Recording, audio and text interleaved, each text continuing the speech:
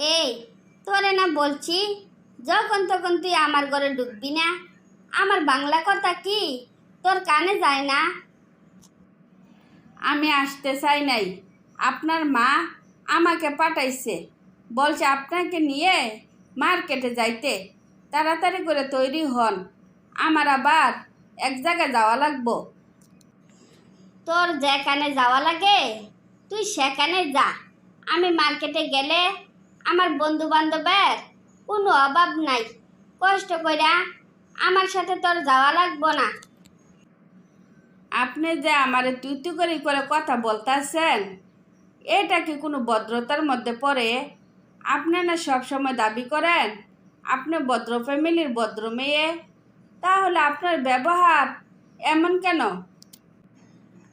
তুই তো অশিক্ষিত, তোর সাথে ভদ্র ব্যবহার করলে কি তুই বুঝবি? বুঝবি না তো। তুই যেমন, তোর সাথে আমি তেমন ব্যবহারে করি। শিক্ষিত ভদ্র ফ্যামিলির ভদ্র মেয়ের ব্যবহার যদি এত সুন্দর নমনীয় মার্জিত হয়, তাহলে আমার মতো অশিক্ষিত মানুষের ব্যবহার কেমন হবে তা কি আপনি বুঝতেছেন? আমার ব্যবহার শুনলে তো আপনি এখানে দাঁড়াইয়া থাকতে পারবেন না। তুই কি তাহলে আমার তুই তুই করে কথা বলবি? তোর কত বড় সাহস! আমার একবার তুই বললে দেখতো তোর কি হাল অবস্থা কইরা সারি। কি আমার কথা শুনে তুই ভয় পেয়ে গেছস, তাই আর কিছু বলতে পারতাছিস না? ঠিক আছে, তোর আর কিছু বলা লাগবো না। এবার তুই তোর কাজে যাইতে পারস।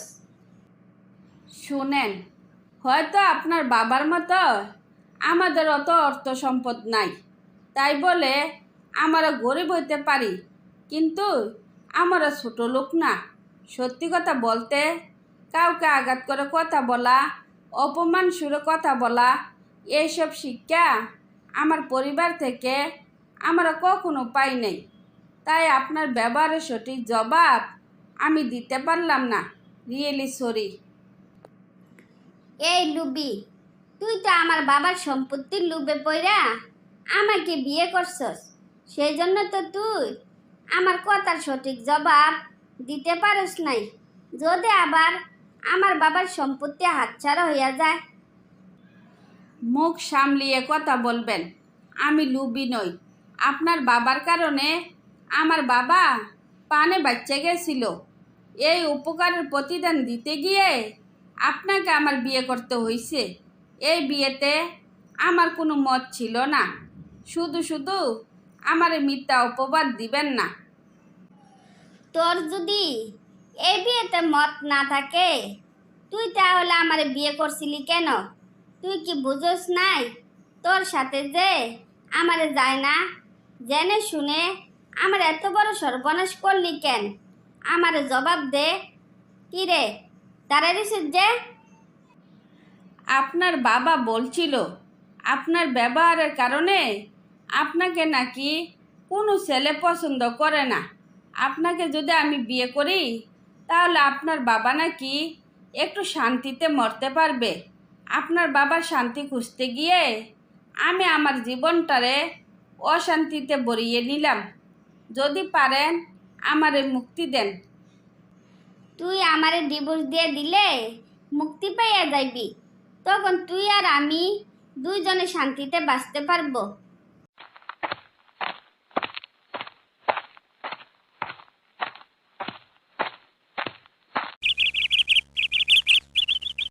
কি রে পান্না, বিয়ে তাইলে শেষমেশ তোর হইল?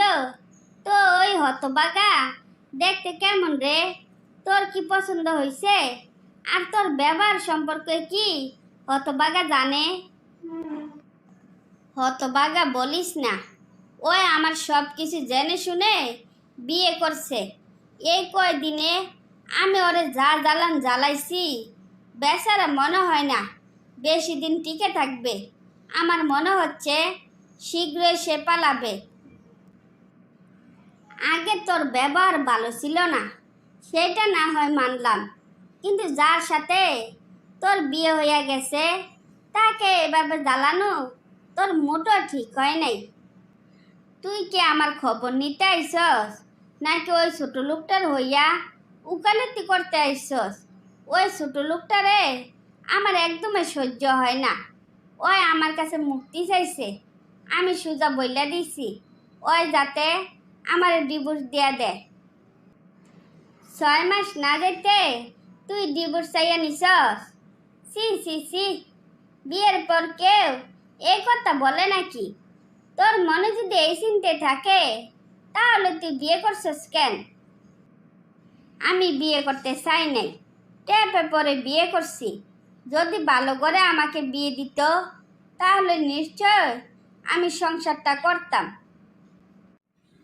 এত কিছু না ভেবে তুই ওরে ডিভোর্স দিয়া দে, তারপর আমারে বিয়ে করে দিব্যি সংসার করবি। আমার পরিবারে গেলে রানীর হালে থাকতে পারবি, এই গ্যারান্টি আমি দিতে পারি। তোর বাড়িতে গেলে রানীর হালে থাকবে? এখন কি ওর বিকারের হালে আছে নাকি? মোহন, তুই কেন ওর পিছনে পড়ে রইছস? আমি কিন্তু সব বুঝি। তো আমার মতো পান্নাও একদিন বুঝবো, তখন আর কিছু করার থাকবো না, তখন শুধু হাই হাই করব। শিউলি, তুই কিন্তু সবসময় একটু বেশি কথা বলস। তুই কি চাস? ওই ভিখারিটার সাথে সংসার কর? তুই যে ওর কেমন বান্ধবী আমি আসলে বুঝলাম না। তুই এসব বুঝবি না। পান্না যে কেমন বর পাইছে, পান্না যদি বুঝতো তাহলে পান্না এতদিন বাপের বাড়িতে পড়ে থাকতো না, কবে শ্বশুর বাড়ি চলে যাইতো। তোরা কি এবার থামবি? আমি আর রনির ব্যাপারে কোনো কথা শুনতে চাই না। বেহায়াডারে আমি আর আমার বন্ধু বান্ধব মিলে এত অপমান করছি, তারপরও আমারে ছাড়ে না। বেহায়ার মতো এ বাড়িতে পড়ে রইছে। আমি একটা জিনিস বুঝি না, তোরা সবাই মিলে ওরা যাচ্ছে তাই অপমান করে যাইতেছস, তাইলে তোরা ওর ডিভোর্স দিয়ে দেয় না কেন? ওর সমস্যাটা কোথায়? আছে, মেলা কারণ আছে। আমার বাবা বুদ্ধি কইরা 10 লাখ টাকা কাবিন করছে, যাতে চাইলেও আমার ডিভোর্স দিতে না পারে। 10 লাখ টাকার জন্য ওই আমার ডিভোর্স দিতে পারতেছে না। পান্না, আমার বাবার তো আবার টাকা পয়সার কোনো কিছুর অভাব নাই। তুই যদি চাস বাবারে বইলা আমি 10 লাখ টাকার ব্যবস্থা করে রনিকে বলবো তোরে ডিভোর্স দিয়ে আমাকে বিয়ে করতে। কি আমার কথা শুনে আবার দুঃখ পাসনি তো? মোহন আর শিউলি, তোরা যার যার বাড়ি যা। আমার এখন আর কারোর সাথে কথা বলতে একদমই ভাল লাগতেছে না।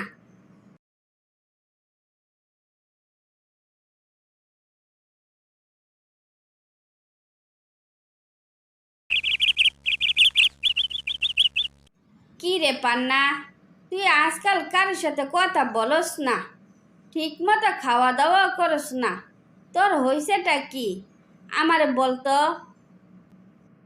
মা, এতদিন আমি রনিরে খুব ঘৃণা করতাম।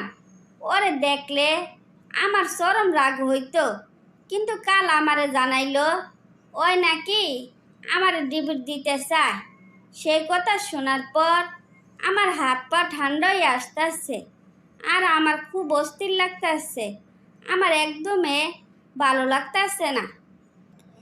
তুই কি তাইলে ওর সাথে সংসার করতে চাস? তুই এতদিন তোর বন্ধু বান্ধবের কথা শুনছস তো, তার জন্য ওরে তুই চিনতে পারস নাই। ছেলেটা গরিব হইতে পারে, কিন্তু মনটা ওর অনেক ভালো। তুই খুব সুখে থাকবি। মা, আমি সংসার করতে চাইলে তো আর হইব না। আমি খবর পাইছি ওদের যা জমি জমা ছিল সব বিক্রি করে নাকি 10 লাখ টাকা জোগাড় করে ফেলছে। এখন আমি চাইলেও ওই আমার আর ফেরত নিবে না। ওরে বুঝতে আমি অনেক দেরি করে ফেলছি মা, অনেক দেরি করে ফেলছি। সময় ফুরাইয়া যাওয়ার পর বুঝতে পারলে কোনো লাভ হয় না। তোরে কত করে বললাম, ছেলেটা খুবই ভালো, খুব আন্তরিক। ওরে পেলে তুই খুব ভালো থাকবি, কিন্তু তুই আমার কথা শুনলি না। বন্ধু বান্ধবের কথা শুন না সম্পর্কটা নিজের হাতে শেষ করে দিলি। তাই এখন আর আমার কিছু করার নাই। কিছু করো আর না করো, আমি ডিভোর্স মানি না। ওর ভালো লাগলে সংসার করব, আর না লাগলে সংসার করব না। আমি যেভাবে আছি সেভাবে থাকবো। আমি কিন্তু বাবা ডিভোর্স মানব না। তোর সাথে আমার কিছু কথা আছে। কথা শোনার আগে আমার কথা দে, বলো মন খারাপ করবি না। বাবা, আজকাল মনে হয় না আমার মন আছে।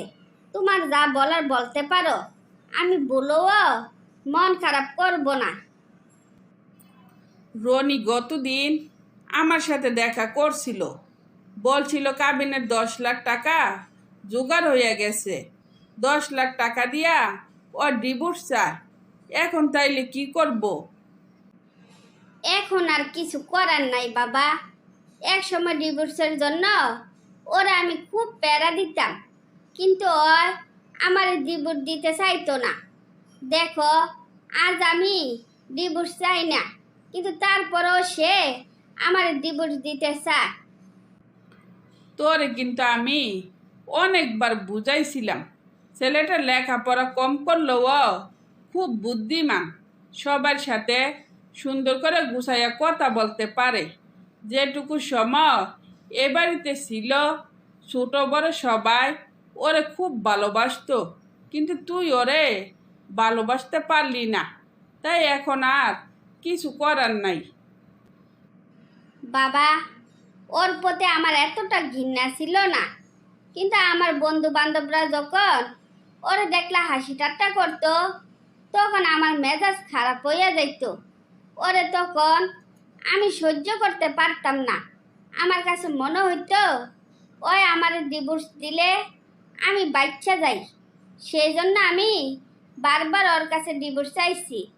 কিন্তু ডিভোর্স মানে যে এত যন্ত্রণা, তা আমি আগে জানতাম না। মানুষ ভুল করার আগে যদি বুঝতো ভুলের পরিমাণ কতটা বিরহের, তাইলে আর মানুষ কোনোদিনও ভুল করতো না। যাক বাবা, এত কথা বললে কোনো লাভ নাই। ওর সাথে দেখা হইলে বইল, ওই ডিভোর্স দিতে চাইলে আমি রাজি আছি, এতে আমার কোনো আপত্তি থাকবো না। আমি বলি কি, অভিমান না কইরা তুই শেষবারের মতো ওর সাথে একবার কথা বল। দেখ সম্পর্কটারে কোনো রকমের টিকানো যায় কি না।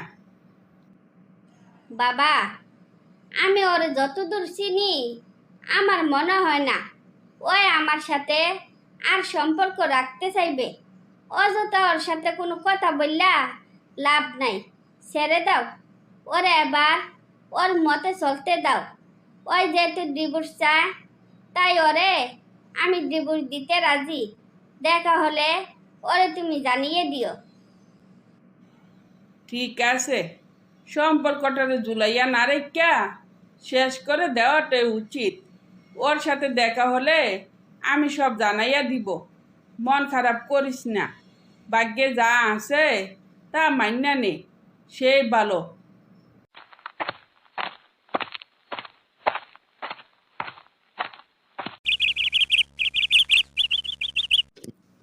কি রে মধু, এতদিন পর কোথায় থেকে আসলি? আজকাল কই থাকস যে তোর কোনো খোঁজ খবরে নাই?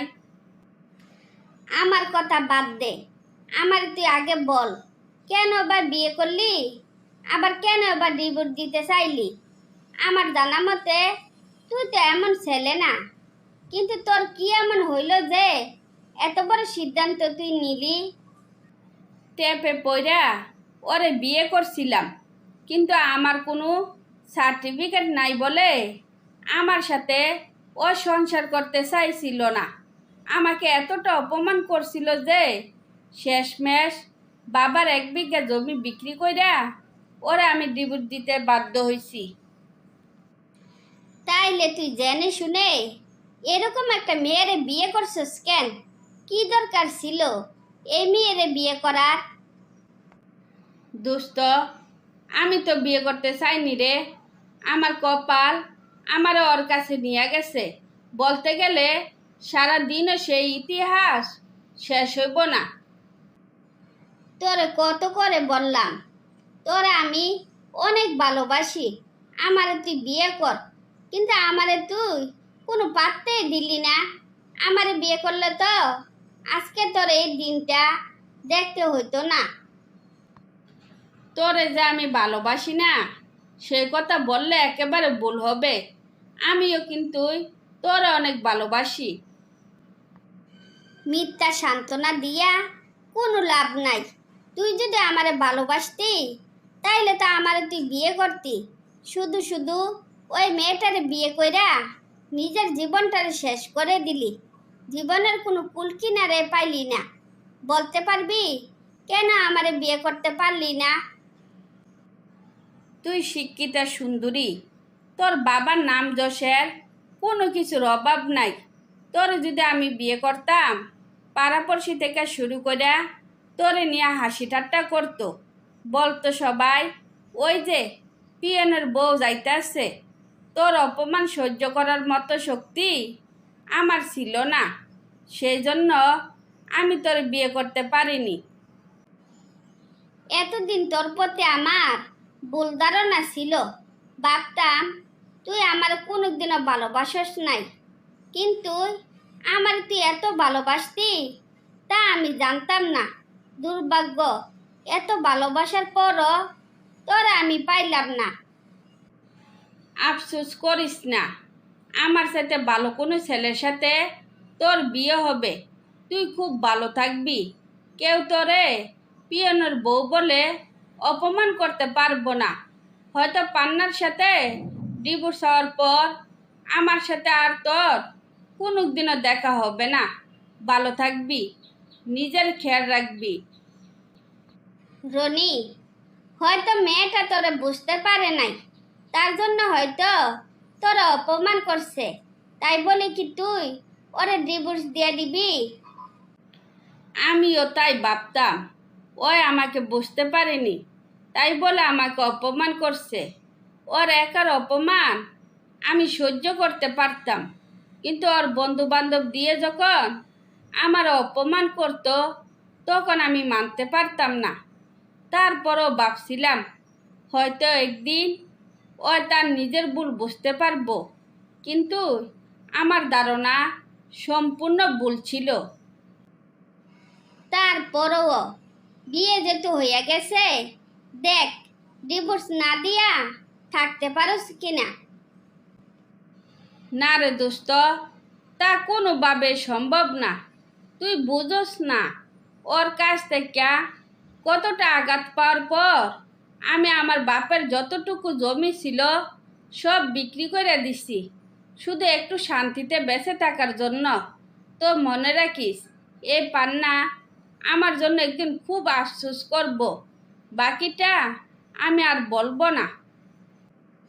জানি না তুই কেমন থাকবি, তো আমি পৃথিবীর যে প্রান্তে থাকি না কেন, তোর প্রতি আমার আশীর্বাদ ভালোবাসা সব সময় থাকবো। যেখানে থাকিস নিজের ভালো রাখিস, নিজের প্রতি খেয়াল রাখিস। খুব ভালোবাসি তোরে আমি।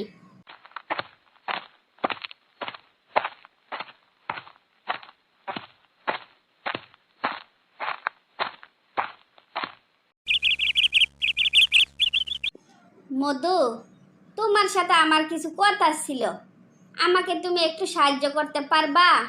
প্লিজ, না করো না। এই মধুর কাছে কেউ কিছু চাইলে তাকে কোনোদিনও খালি হাতে ফিরাইয়া দেয় না। তো এবার বলো, আমি তোমার জন্য কি করতে পারি, কি করার সাধ্য আমার আছে? আমি পান্না, শুনছি রনি নাকি আপনার ভালো বন্ধু। আপনাকে সবাই পিয়নের বউ বলে সম্বোধন করব বলে ওই আপনাকে বিয়ে করেনি। যে আপনাকে এত ভালোবাসে সে নিশ্চয় আপনার কথা শুনবে। হ, তুমি ঠিকই শুনছ। ওই আমাকে খুব ভালোবাসে, কিন্তু ওর ভালোবাসাটা অন্যরকম, পৃথিবীর সবার থেকে সম্পূর্ণ আলাদা। সেজন্য ওরা আমি এই জীবনে পাইনি, কিন্তু পরজন্মে ওরে পাওয়ার একটা আকাঙ্ক্ষা আমার আছে। সে কথাটা মনে রাখিও। প্লিজ এভাবে বলবেন না। আপনি চাইলে আমি এই জীবনে ওরে পাইতে পারি। আমি ওর কাছ থেকে ডিভোর্স চাই না।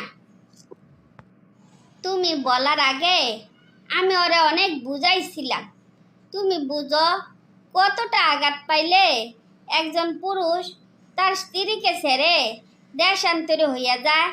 রনি হয়তো তোমার কাছ থেকে অনেক দূরে চলে গেছে, চাইলেও আর তুমি ওরে পাইবে না। আমার বিশ্বাস আপনি চাইলে ওরা আমি এই জীবনে পাবো। প্লিজ আপনি আমারে ফিরাইয়া দিয়েন না, আমাকে বাঁচতে দিন। ঠিক আছে, চলো আমার সাথে।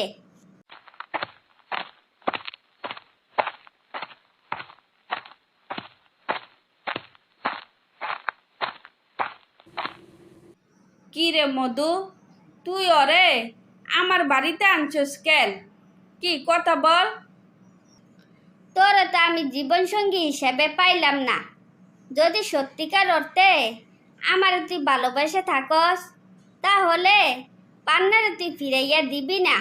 ওই তোরা আমার চাইতেও বেশি ভালোবাসে। দুইজনে সুখে থাক, শান্তিতে থাক। দুইজনের জন্য শুভকামনা রইল। এবার আমি আসি রে। তারপর মধু দুইজনকে মিলিয়ে দিয়ে বুক বড় কষ্ট নিয়ে বাড়ির উদ্দেশ্যে রওনা দিল।